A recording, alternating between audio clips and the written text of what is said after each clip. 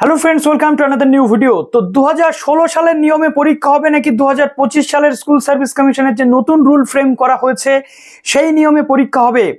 টেন্টেডরা পরীক্ষায় বসতে পারবে নাকি টেন্টেডরা বসতে পারবে না, নাকি 10 নম্বর থাকবে টিচিং এক্সপিরিয়েন্সের, নাকি এজ রিল্যাক্সেশন নিয়ে কি কি সমাধান আসবে? এই নিয়ে অলরেডি হাইকোর্টে যে মামলা চলেছিল Arunima Paul versus state of West Bengal, সেই মামলার নিষ্পত্তি হয়ে গেছে হাইকোর্টের ডিভিশন বেঞ্চে, যেখান থেকে মামলাকারীদের পক্ষ থেকে যে দাবিগুলো তোলা হয়েছিল সেই নিয়ে কিন্তু কোনো সঠিক যে তারা কোনো পজিটিভিটি দেখতে পাননি। তার জন্য আমি গতকালই আপনাদের জানিয়েছিলাম যে মামলাটি সুপ্রিম কোর্টে চ্যালেঞ্জ হিসেবে কিন্তু গেছে, এবং আমরা দেখতে পাচ্ছি যে সুপ্রিম কোর্টে সেই মামলাটা সাবমিট হওয়ার পর এখন হিয়ারিংটা কবে হবে এটা নিয়ে প্রশ্ন। বহু ক্যান্ডিডেট কিন্তু দুশ্চিন্তা রয়েছে। তো যারা নতুন আছো অবশ্যই চ্যানেলটিকে সাবস্ক্রাইব করে পাশে থাকা বেল আইকনটি ক্লিক করে দাও, যাতে সব তথ্যগুলো তোমরা টাইম টু টাইম এখান থেকে পেয়ে যাও।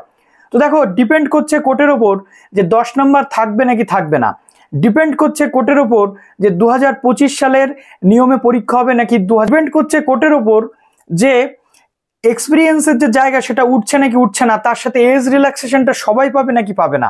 যেহেতু হাইকোর্টের পক্ষ থেকে বলে দেওয়া হয়েছে, যেখানে স্টেট বা স্কুল সার্ভিস কমিশন জানিয়ে দিয়েছে যে এজ রিল্যাক্সেশন শুধুমাত্র চাকুরিয়ারা শিক্ষকরাই পাবেন, 2016 সালে সব ক্যান্ডিডেটরা পাবেন না। কেন পাবেন না? তার কারণ তারা অ্যাজ এ ফ্রেশার ক্যান্ডিডেট, না তারা কোনো জায়গাতে চাকরি করেছেন না কিছু করেছেন, যার ফলে তারা কিন্তু চাকুরিয়ারা শিক্ষক নন।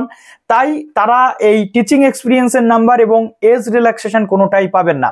আর তার সদুত্তরের জন্য মামলাকারীরা যারা ওয়েটিং লিস্টে বঞ্চিত ক্যান্ডিডেট ছিল, যোগ্য বঞ্চিত ক্যান্ডিডেট, তারা কিন্তু গেছে সুপ্রিম কোর্টে, এবং সুপ্রিম কোর্টে গতকাল সেই মামলাটা কিন্তু দায়ের হয়। এবং আজকে আমরা দেখতে পাচ্ছি সুপ্রিম কোর্টের পক্ষ থেকে যে লিস্ট চলে এসেছে, সেই লিস্ট অনুযায়ী এই মামলাটা আগামী 21শে জুলাই কিন্তু উঠতে চলেছে, এবং আগামী 21শে জুলাই WBSSCর ফর্ম ফিল আপের লাস্ট ডেটও কিন্তু রয়েছে, এবং আগামী 21শে জুলাই কিন্তু আবারও একটা মামলা উঠতে চলেছে, যেটা মুখ্যমন্ত্রীর যে বক্তব্য ছিল তার বিরুদ্ধে আদালত অবমাননার মামলাটাও কিন্তু সেই 21শে জুলাই তার শুনানি হতে চলেছে।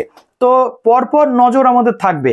এবার নতুন ক্যান্ডিডেটদের যেটা আশঙ্কার কারণ, সব সময় আমি কমেন্টে দেখতে পাচ্ছি, এবং আমরা একটা পোল করেছিলাম, সেখানে 80 থেকে 90%-এর ওপরে ক্যান্ডিডেট যা ভোট করেছে তার থেকে মোটামুটি আমরা যেটা দেখতে পাচ্ছি, নতুন ক্যান্ডিডেটরা প্রত্যেকেই চাইছে যে টিচিং এক্সপিরিয়েন্সের 10 নম্বর যাতে উঠে যায়, যাতে সেই নাম্বারটাকে তুলে দেওয়া হয়।